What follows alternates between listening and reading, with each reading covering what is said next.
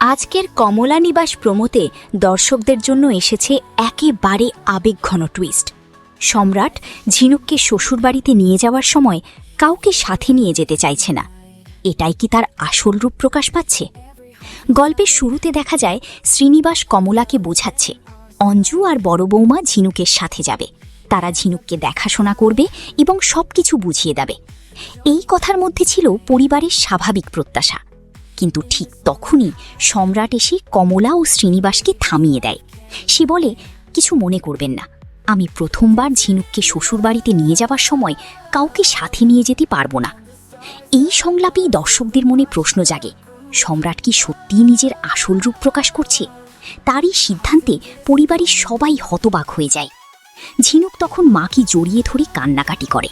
তার আবেগে ভরা মুহূর্তে দর্শকরা অনুভব করেন মেয়ের বিদায়ের কষ্ট কতটা গভীর।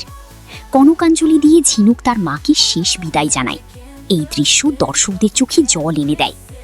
গল্পে এই মুহূর্তে দ্বন্দ্ব তৈরি হয়, একদিকে পরিবারের প্রত্যাশা, অন্যদিকে সম্রাটের একক সিদ্ধান্ত। দর্শকরা ভাবছেন সম্রাট কি সত্যিই ঝিনুককে ভালোবাসে, নাকি তার মধ্যে লুকিয়ে আছে অন্য কোনো উদ্দেশ্য? এই এপিসোডে আবেগ, নাটকীয়তা আর রহস্য সবকিছুই একসাথে এসেছে।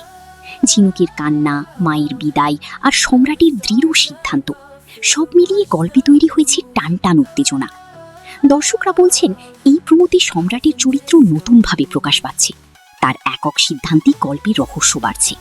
ঝিনুকের আবেগঘন বিদায় দর্শকদের হৃদয়ে গভীর ছাপ ফেলেছে। এখন সবাই অপেক্ষায় আছে সম্রাটের আসল উদ্দেশ্য কী এবং ঝিনুকের ভবিষ্যৎ কোন পথে যাবে।